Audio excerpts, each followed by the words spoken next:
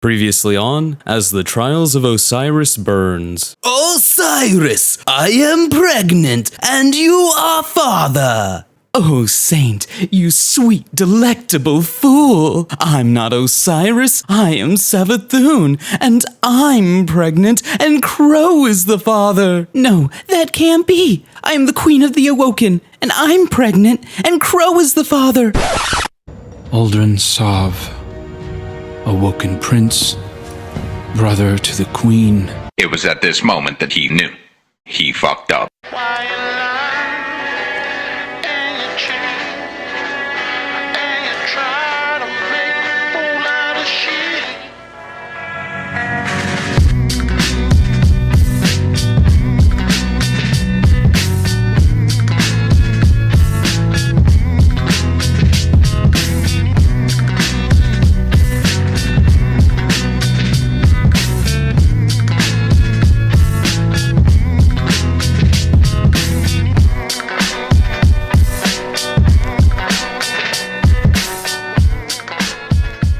What's going on, ladies and gents, boys and girls, guardians of all ages, Joker back again, once again, and today we are back with another episode of As Trials of Osiris Burns. The weekly drama of Trials of Osiris is just fascinating to watch unfold. I'd even argue it is more fascinating than the current seasonal story. It's like a trashy soap opera. It's got everything. First, Trials returns after years away, only to obviously be bad. Like, so bad. Like, how did they think this was ready bad? It was undercooked. Then they try to reform themselves and make themselves better, only to, after years of working on it, to finally reemerge during Season of the Lost after dumping that homewrecker.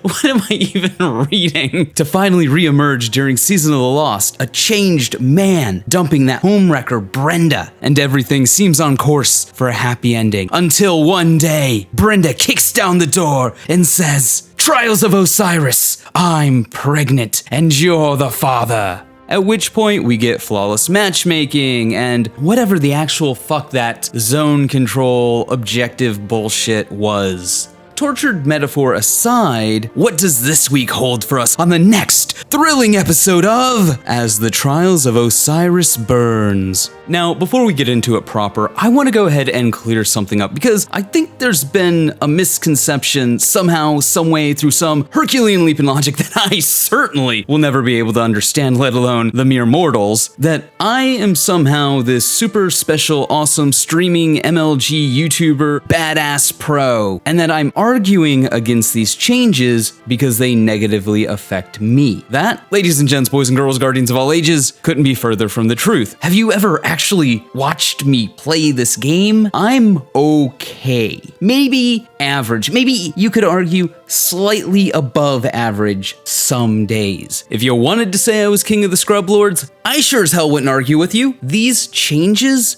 directly benefit me. But here's the thing, maybe I'm old-fashioned, maybe I have an antiquated sense of justice and morality, but you don't punish people because they put in the time and effort to learn something that I can't be bothered to do. Good players are good because they put in the time and the effort to learn how to play the game. They should not be punished because I can't bother to do the same. You don't punish good players because bad players can't be bothered. That, in my opinion, is repugnant. It is categorically, fundamentally wrong. That is why I detest and fight against these changes. Yes, getting stomped in the ass and having your butthole turned into a mud hole sucks. It's horrible. It's even demoralizing. So what? I can always get better. I can put in the time. I can watch the YouTube videos. I can play a different class. The fact that the current Trials of Osiris system does not encourage improvement, but discourages competence is wrong. It's backwards. But hey, those are just my 2 cents. Let's get into it. Critical Trials Debrief. Last weekend was the third weekend of our ongoing Test and Learn. The 2 biggest changes this week were running the Trials Labs Capture Zone mode and tweaking the Flawless Pool to enable Sunday morning at 10 a.m. Here's some updates on what the data looked like in Week 3. Solo win rate remained high at 27%. Solo blowout rate was 37 prior to enabling Flawless Pool and dropped below 30 after. These are consistent with week 2. Non-competitive matches 5-0 and 5-1 were at a 55% on Friday and Saturday, and dropped below 51% on Sunday and Monday. Very consistent overall with week 2. Now, this is something that I've noticed that Bungie is going to do throughout the entirety of this debrief. They will use misleading statistics. What do I mean? Well, first off, most of this post is going to ignore that week 1 ever happened. You know, the most successful iteration of Trials of Osiris to ever be released in Destiny 2. They will ignore the fact that they said last week player retention was down because of the Trials of Osiris changes, and that player retention continues to be down. So Bungie's percentages are misleading. That's why they're using them. For example, you can say something is 50% of something, but 50% of nothing is still nothing. Just like you can say 100% of something, but 100% of nothing is still nothing. But hey, doesn't 50% and 100% sound damn impressive? If I had to guess as to why Bungie is presenting it this way, without charts and graphs and hard numbers, it's because this is a counter narrative. Bungie could show us charts and graphs and give us a real picture of how the changes have affected Trials of Osiris. But here, they're cherry-picking data to present it to us in a way that makes the changes look better than what they are. The reason for this, if I was to guess, is to fight back against the dissatisfaction that players had following the original announcement of the changes. My thesis as to why Bungie is doing this? Well, if I had to guess from a pure marketing standpoint, it's damage control. When these changes were originally announced, everybody hated them. So nobody really gave them a chance. Everybody made up their mind about these changes immediately. So Bungie's hope is if they cherry-pick data and present it positively, they can win people over to these changes. But here's the reality. Most people preferred week 1. And if you think my assertion on this being a moral issue for Bungie is wrong, well, here's a tweet from community manager DMG04. Lots of focus on the haves, very little on the have-nots. Will be pretty hard maintaining a population if flawless players stomp others every weekend, all weekend, even if those other players aren't even going for flawless. Carrying someone shouldn't be a free pass to stomp. He would continue on in a second tweet to say, sucks when a lot of negative replies to the changes are coming from people who touted hundreds of games over the last weekend, with minimum losses. Gotta give the changes a chance. Will get harder for some, create breathing room for others. Team will adjust as necessary. Sweaty, stressful, high stakes activity. Every single life, every single round, every single match means something in Trials, whether you win or lose. When you've got the best players in an arena and it's power enabled, the stakes are incredibly high. It is a legitimate, difficult thing to be good at. So that was a fucking lie. While I fully understand the player retention argument, these changes seem to be doing anything but keeping players. And that makes a lot of sense. Word of mouth is a very powerful tool. If the vast majority of people loved week 1 and dislike week 2 and 3, the general consensus will be a want to return to that week 1 status quo. This blog post seems to be Bungie's effort at damage control. If they can make this new iteration of Trials look better than what it is, then maybe more people will give it a second chance. That said, upending the totality of Trials and turning it into Trials of Saints Baby Arena is a double-edged sword. Casual players by nature are fickle. Once they get their loot, they'll leave the playlist. The only real way to keep the playlist populated is by always having something new for people to grind for. People need something to chase. For example, everybody likes to bitch and moan about the Vex Mythoclast drop rate, myself included. But damn it, if I'm not there at reset trying to get my Vex, and will I keep trying to get my Vex after I get my Vex? No, I will not. The key to keeping the Trials of Osiris playlist fresh has nothing to do with punishing good players, nor does it have anything to do with giving lower skilled players access to the Lighthouse. While loot certainly is the driving factor for participation in the Trials of Osiris playlist, the playlist already does a great time of rewarding players' time and investment. And I do believe it is a very vocal minority of players who are not willing to put in the time or the effort to get better,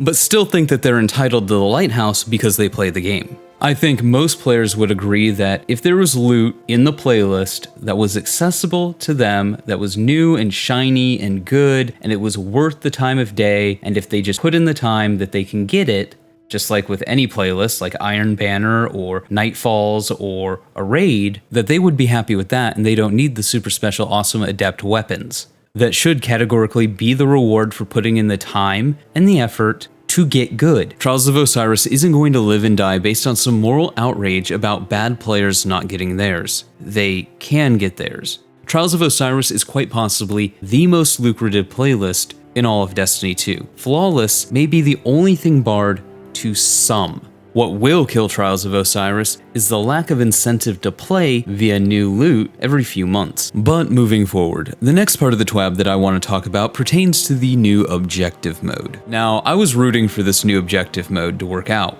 After playing it and going flawless and getting this cool hand cannon, I can firmly say that I'm not a fan. As I correctly predicted last week, the objective, it's more of an anti-camping mechanic than a true objective. Often what my team and I would do is kill all but one of the enemy team and then capture the objective so we get bonus super. Or have somebody who is close to super stand on the objective as the other two wiped out the enemy team after the initial push and pick. But that's what I learned. What did, if anything, Bungie learn? Labs talk. There are some changes we are looking at to make the mode better.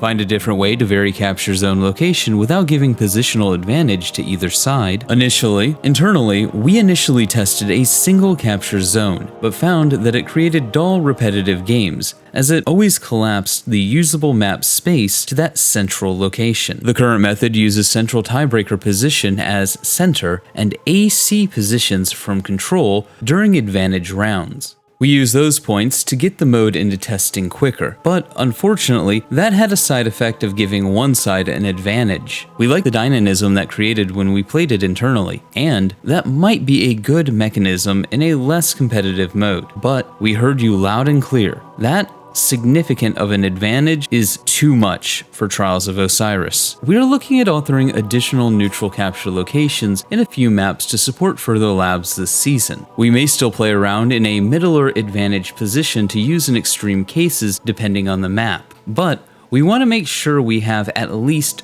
3 neutral locations. Remove the gain super energy on capture from the capture zone. This specifically, after elimination, leads to more snowballing. While these changes are good, they really don't do anything about the fact that there's really no point to play the objective. Once again, to sound like a broken record and reiterate something I said last week, which turned out to be true, the objective is less of an objective and more of an anti-camping measure, which is fine, I guess, but it doesn't really add all that much to the mode. If anything, it takes away. It's the tiebreaker 30 seconds into the game, but this isn't bomb, this isn't salvage, this isn't rift. If you want to have an objective, it needs to be a proper objective with proper objective rules and gameplay surrounding it. I think it's really weird that I have to say that to the company that created fucking Halo, the king of custom games. But here we are. All in all, the drama around Trials of Osiris continues to be far more interesting than playing the game itself. And I did get this neat hand cannon, so there is that. But like always, those are just my thoughts. Let me know yours in the comments below. Remember to like, but only if you did. Subscribe for more. Feel free to donate to my Patreon if you're feeling particularly generous. But above all else, stay frosty.